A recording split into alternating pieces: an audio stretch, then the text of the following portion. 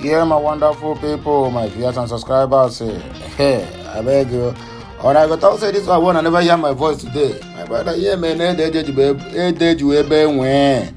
according to Igbo dialect of Proverbs. I beg you, I want carry on and make we enter Enugu State. In the case of this Mba, where don dey disturb IPOB since Chineke ekwensa abola ya otele. This one no be Chineke, ekwensa abola ya otele. As it stands now, this man is about to lose his mandate to Labour Party. And this one shows the prayer of IPOBs and that of Simon Ekpa is really working, because the INEC were supposed to bring witness to defend Mba's election victory. They refuse to come to court. They not even bring the, what they call it, the witness and the beavers to court. In other words, they are telling and say, my dear, at this juncture, we cannot defend you again. In fact, so Biafrans, I don't know what are they for Enugu State. I mean, we're going to clap hand on a prayer for the head of Peter Mbad on the walk. Oh. Hey, this one Nakama. When I go call him Kama, I've been a prayer answered. In fact, I does not know. Anyway, my wonderful people, as you are watching, do not forget to subscribe, like, share, and also comment. I don't want to stress this talk so much. In fact, let us go straight to the reason why we are here this morning. If you never share any of my content and you are watching, you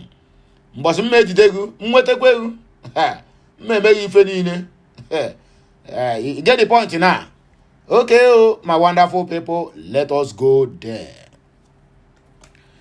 The Independent National Electoral Commission, INEC, has decided not to present any witness at the Enugu Governorship Election Petition Tribunal to defend the victory of the governor, Peter Mba. Nigerians gathered that when the Governorship Election Petition Tribunal sitting in Enugu called up for hearing on Wednesday, the Electoral Commission refused to present any witness against the allegations led by the candidate of the Labour Party, Chijioke Edoga, that Mba's emergence was manipulated. At today's hearing, the election umpire was to call his first witness to justify his declaration of Mba, who contested on the platform of the People's Democratic Party, PDP, as the winner of the March 18 governorship election in the state.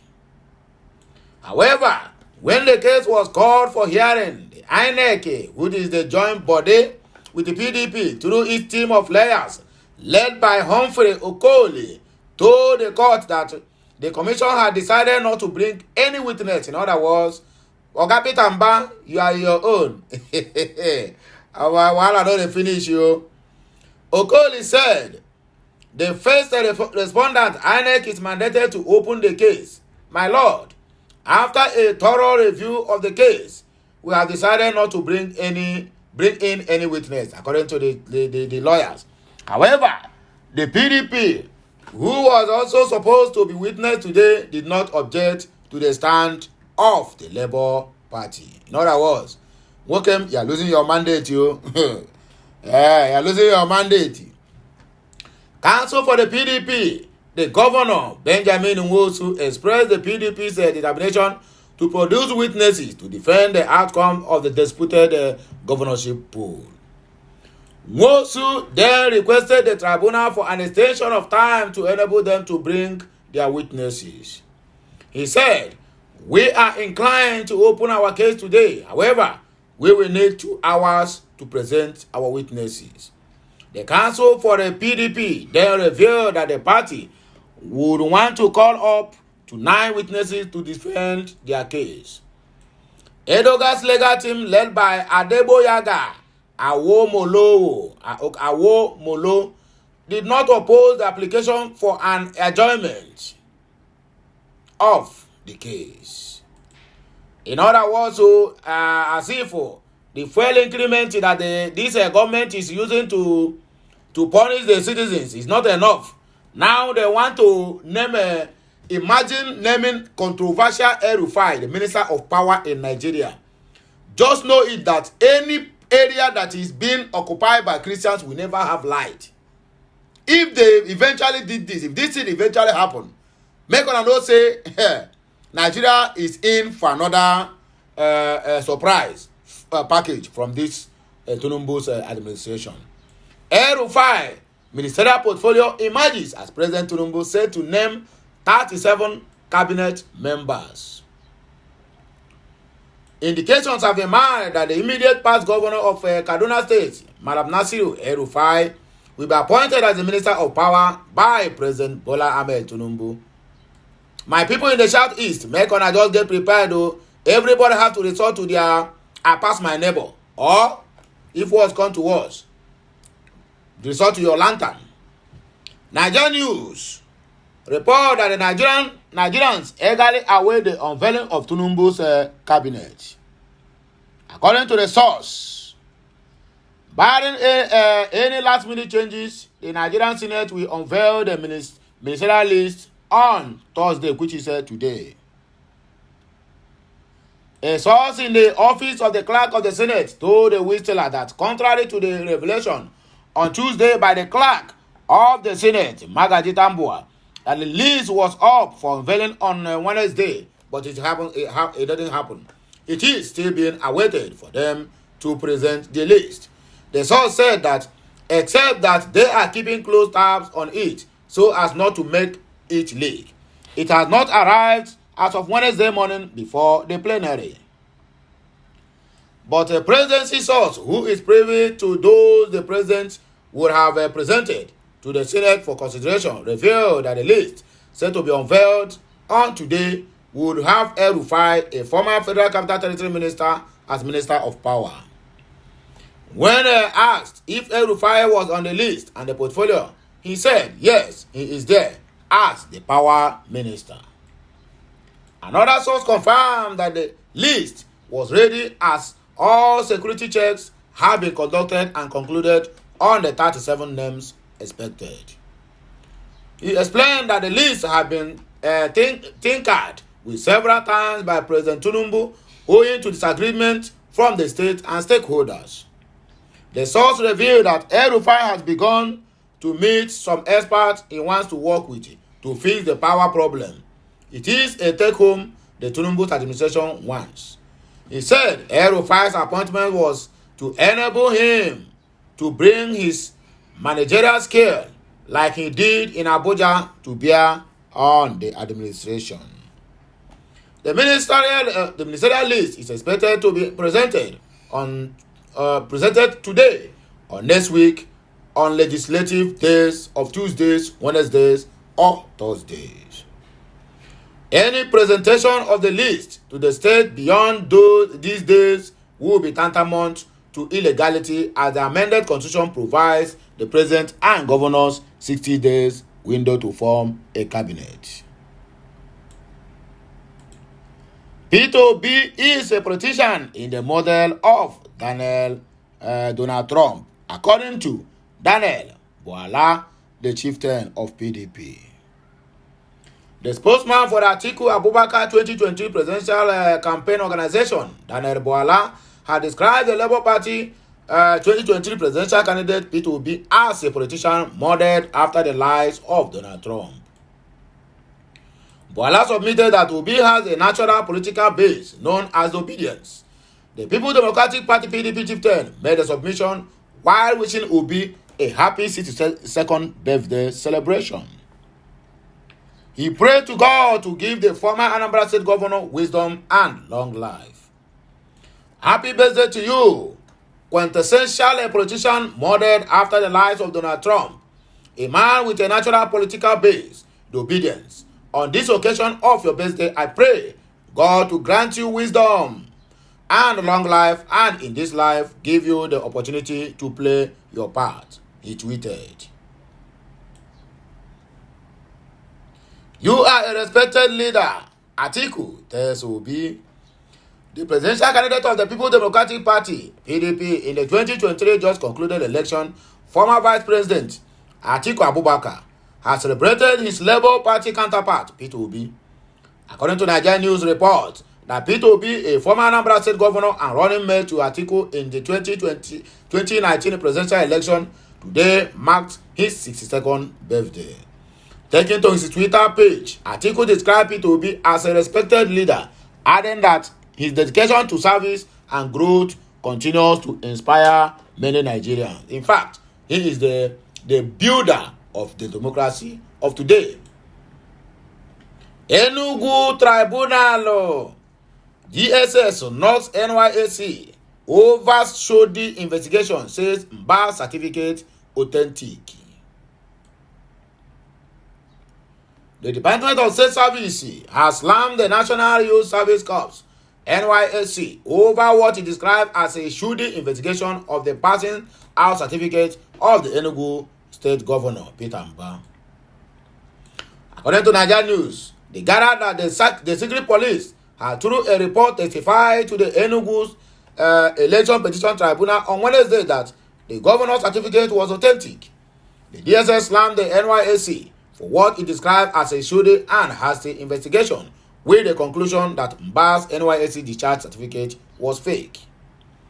The DSS had, in a statement on oath adopted by its representative Mr. Yahya Isa Mohammed, at the ongoing Enugu State Governorship Election Petition Tribunal in Enugu, disclosed that the NYSC had misplaced Mbah's original file and opened a temporary one for him after he had returned from a law school to complete his NYSC. The secret police said it discovered that the certificates given in Mbah's series were found to have been issued to cult members in Lagos, contrary to NYSC's claims. Mohammed, who is the DSS Deputy Director Operation and Strategic Department, was subpoenaed to give evidence in defense of Mbah's NYSC certificate.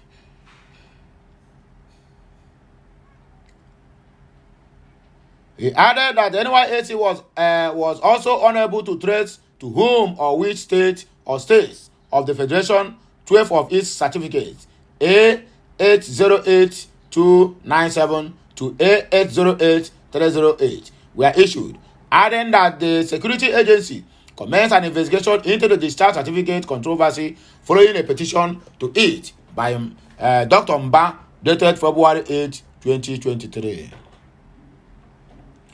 He pointed out that Mbah's NYSC certificate issue arose because the NYSC had problems maintaining a proper record-keeping system.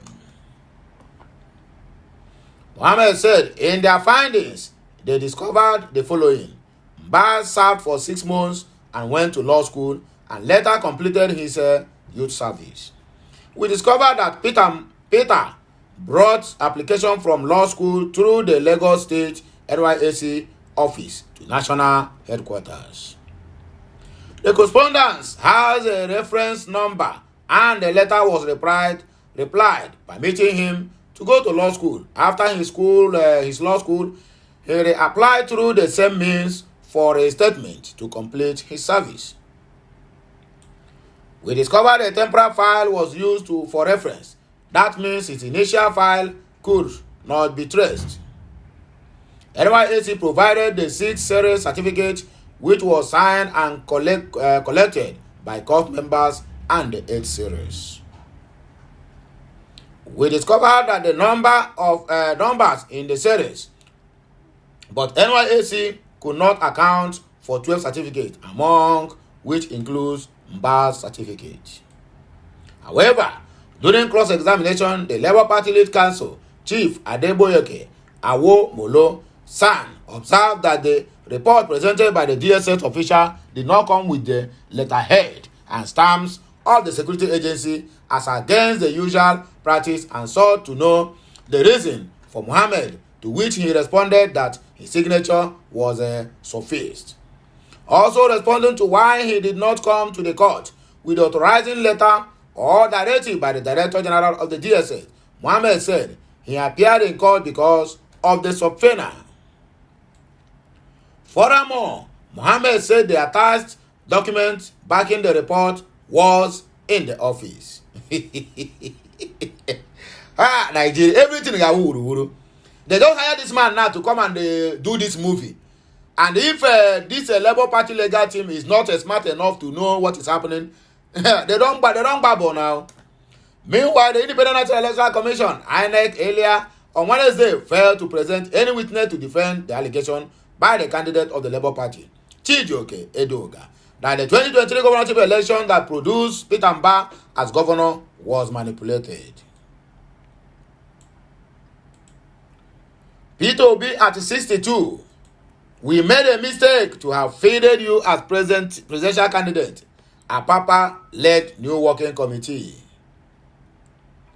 The National Working Committee of the factional national chairman of the Labour Party, Lamidi Apapa, has facilitated with the party's flag bearer Peter Obi on his 62nd birthday. The Apapa led the new working committee of the party as much as they jubilate, which Obi said they regret feeding him as the party's presidential candidate for the 2023 presidential election, Nigeria News gathered. According to the faction, Obi, rather than representing varied interests in the party, chose the interests of a faction. The faction in the statement issued on Wednesday night by suspended National Publicity Secretary of the Labour Party, Comrade Abayomi Arabambi, said as he celebrates his 62nd birthday, he should reflect on being a statesman rather than a regional bigot. Arabambi said the National Working Committee of the Labour Party facilitated with his popular presidential candidate, Mr. Peter Gregory Obi, on his 62nd anniversary. The party wishes that the occasion should provide the celebrant a period of deep reflection and ponder on the citizens' conferred status of a statesman who represents interests beyond his ethnic leaning. Lamidi Apapa led the new National Working Committee of the party hereby charges the celebrant to, on this occasion of Thanksgiving to God, to be reflective of the Nigerian interests which he seeks to serve. While we are in the Labour Party, while we in the Labour Party join him to thank God and wish him a good health and prosperity, we want to also remind him that his popularity emanates from the love of the people for the Labour Party and galvanized by his representation of the people. In wishing him well, we want him to state that we regret feeding him on the platform of the party in the light of recent development, particularly actions that undermine the discipline the Labour Party has been known for. It is indeed worrisome that even though he went to the Presidential Electoral Tribunal as a non-member of the Labour Party and lied severally that there was a time they issued subpoena to INEC for all those documents and maintained that they were unable to pay all the documents they seek to tender, kicks regrets in our party stakeholders. We are further disturbed that our presidential candidate will rely on a non-party agent who came to court to defend the alleged stolen mandate. This is regrettable as it is laughable. We wish him well for his second year birthday.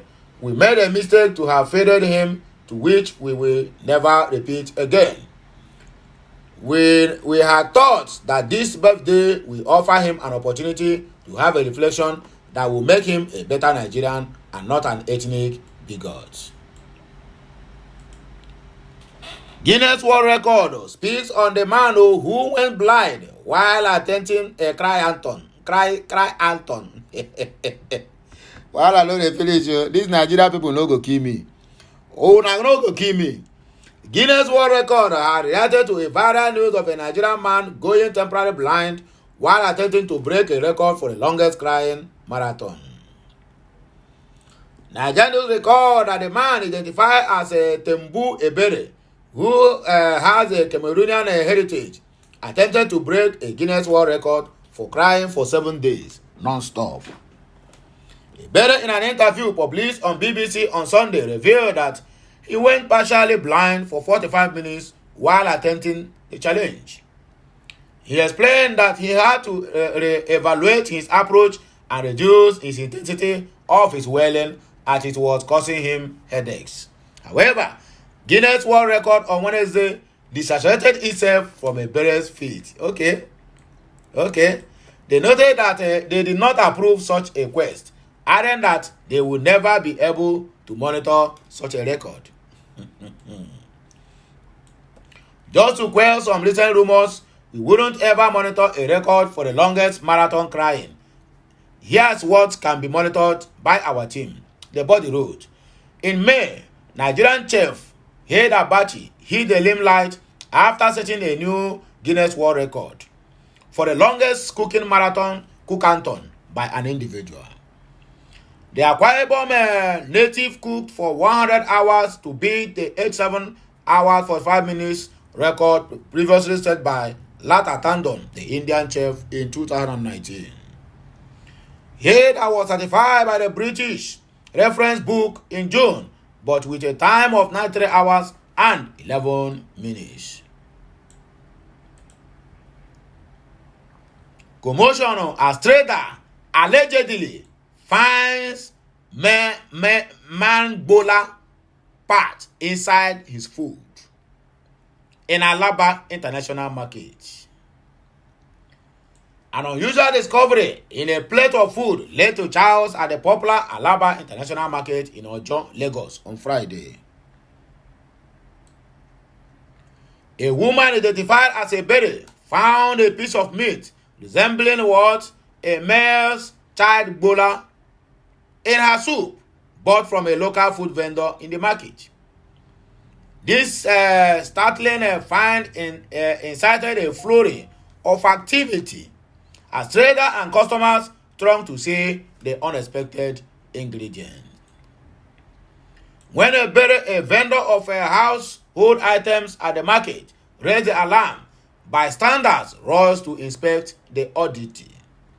An eyewitness told Vanguard Metro, "We all took turns to examine it. It didn't look like that of a goat or a dog." After careful scrutiny, the crowd concluded that the meat was indeed a small part of a human bola. Widespread agitation and demand for the food vendor accountability. The alarmed food vendor maintained her innocence, claiming she sourced the meat from her usual supplier in the market. The shocking discovery stirred intense reactions, with some regular customers of the food vendor even vomiting in public distress over the disturbing implication.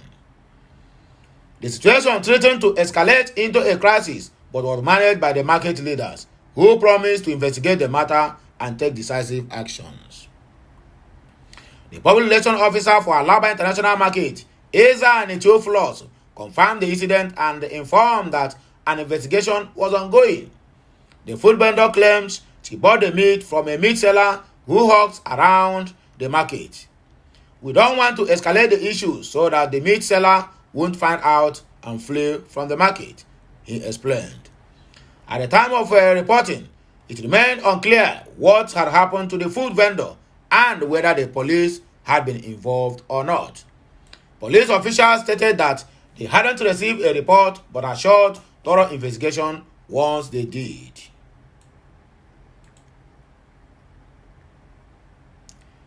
Zimbabwean authorities detain our investigative journalist or journalism, David Hundeyin.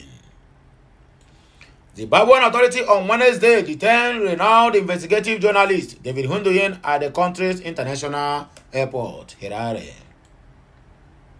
Nigerians report that Hundeyin made this known in a series of posts on his verified Twitter handle, narrating what transpired. He wrote, "I landed in Zimbabwe earlier today and I have been detained at Harare airport inside a smelly locked room for nearly 7 hours. They say that despite using the travel document of a country with a visa-free relationship, my nationality is still Nigeria and thus I need a visa. This is unusual and it is uncalled for. I was processed for removal from their country and locked in a tiny room, but I have had nothing from anyone for several hours inside the locked room. Alongside a lady from Uganda, also a visa-free country, I have been locked in a room with no windows or toilet, plus a bottle of pee on the floor. No one appears to be in charge of anything, and even though my return flight to Addis Ababa has been rescheduled for night, I am still locked in this room and I risk missing my flight. They appear to have forgotten that they have people in detention here. I'm ready to hop on my flight and never come back to Zimbabwe for the rest of my life. Please, someone out there who is actually in charge of something should let me go so I can be on my merry way. I am not interested in visiting Zimbabwe anymore. I want to go home, please. In an update, Hundoye stated that the Zimbabwe officials have allowed him use the toilet. He stated that they also assured him that he will be allowed to go or to use his exit flight back home. I have been allowed to use the toilet for the first time in 10 hours, and I have been assured that I will be allowed to catch my exit flight. I will keep updating until I board and have my passport returned to me, he wrote. You can as well see the photos. Visit nigerianews.com. You will find everything there. As if that one is not enough, we have a situation here. What is happening? Tribunal P2B Atiku's allegation against Tinubu are criminal in nature. APC laments. The All Progressive Congress APC has said that some of the allegations made by the candidates of the People's Democratic Party PDP Atiku Abubakar and his Labour Party counterpart P2B at the Presidential Election Tribunal against President Ahmed Tinubu are criminal in nature. Nigerians report that Obi and Atiku are at the tribunal challenging the declaration of Tinubu as the winner of the February 25th presidential election. In a statement, however, issued on Wednesday, APC said the duo have failed to provide credible evidence to substantiate their allegations that the presidential election was rigged in favor of Alhaji Tinubu. The APC has also said that Obi and the Labour Party's evidence against President Tinubu was minuscule and defiant in credibility. The APC, in its final brief of the argument filed at the court through its team of lawyers led by Lateef Fagbemi, SAN, argued that Atiku and the PDP were not entitled to any of the reliefs they were asking for in their petitions. The party insisted that the petitioners only dumped documents on the court and claimed that such documents were not enough evidence to prove their allegations. The APC further argued that the petitioners failed to demonstrate or link the documents to specific allegations they raised against Tinubu's victory. According to the APC, it is not enough to merely identify exhibits without making the added effort to demonstrate their relevance by correlating them with witness-adopted dispositions. On the effect of a dumping, we urge your lordship to hold that all the documents have no probative value. The fact that the documents were tendered by the learned senior counsel for the petitioner from the bar makes the case even worse for them. The duty is not on the judge to retreat to his hallowed chamber and engage in the clustered examination of the documents that were dumped before him in an open court, the party said. The party said that the allegation of the petitioners that the election was rigged was not tied to any specific polling unit in the local government areas of each of the 24 states, whose elections they challenged in the petition. APC noted that the law required that they should be proved through cogent and credible and reliable evidence. The party insisted that most of the SBs tendered by Atiku were not relevant to the petition since they were not pleaded or set out any relevant fact. Aside from the allegation of non-qualification that the petitioners raised against the respondent, all other allegations in their petition are supposed to be set out on polling unit basis or proved beyond a reasonable doubt. Daily Trust quoted the ruling party as saying in defense of the petitions. The party submitted that the case of the petitioners must fall like a pack of cards and prayed that the court to dismiss the petition and uphold the election of Tinubu from on amount. On the educational qualification of the president, the party argued that the SBIT tendered in court only establishes that he indeed attended Chicago State University in the United States and graduated with honors. The party also held that the petitioners failed to produce the genuine certificate from which the alleged false certificate was made. On the alleged forfeiture of $460,000 following his alleged involvement in a drug-related case, the APC said there was no evidence that he was ever charged, convicted, or fined for any criminal case. The party held that there were no criminal proceedings or pronouncement of a verdict of guilty against Tinubu to warrant his disqualification. On the allegation of dual citizenship, the APC argued that his possession of a Guinean passport was not sufficient grounds to disqualify him from contesting or nullifying his election. The APC held that the president was a bona fide Nigerian by birth and not by registration or naturalization. A Nigerian born citizen does not lose his citizenship as a Nigerian or his right to vote or be voted for in an election in Nigeria by acquiring dual citizenship of a second country, it said. The party insisted that Tinubu's sole witness had testified to the president's Nigerian citizenship.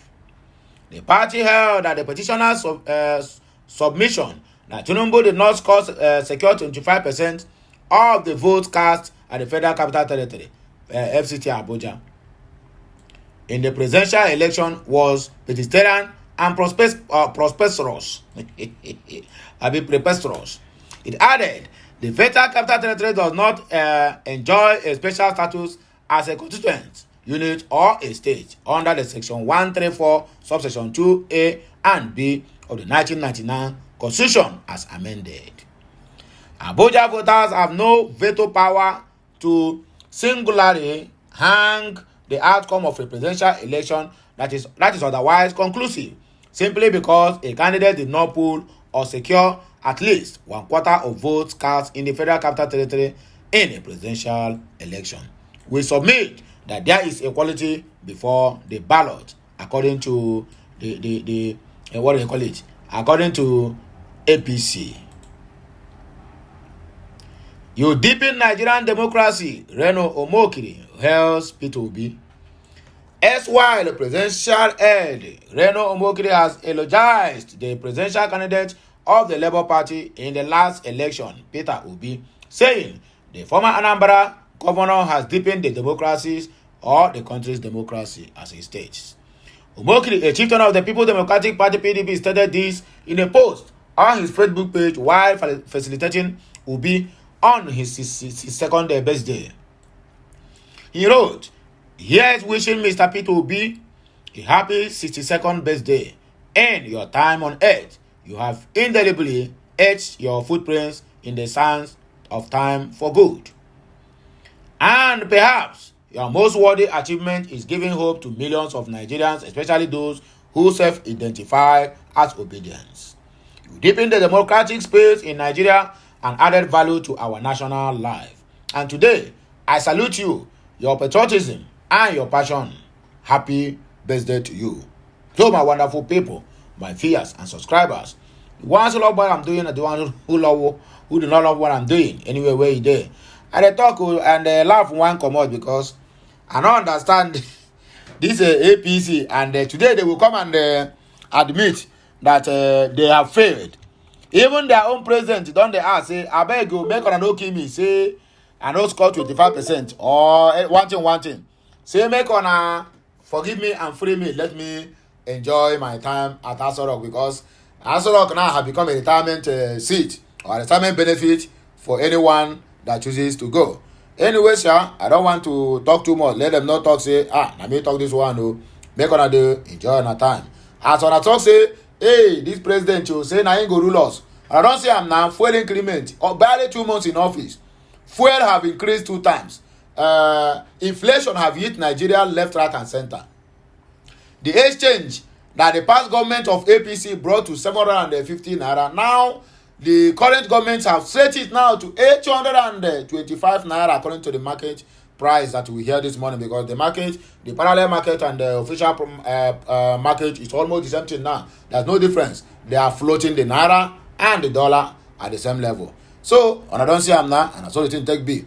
We cannot kill ourselves, but there's a level that we can take this nonsense, and we can say enough is enough, because the Nigerians of today are the ones suffering. All these ones, they have acquired wealth, and even their 5th, 6th, and the 10th generation can never finish. Still yet, they are still killing the country the more. For you to know the level of wickedness in the hearts of all these our politicians, or whatever they are being called.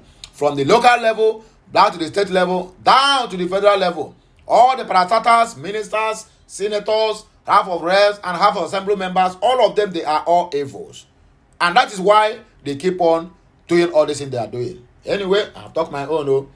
Now, waiting on a vote to say now APC. No, the APC don't lead us now. The same APC that brought us where we are today. That is the same APC that people voted.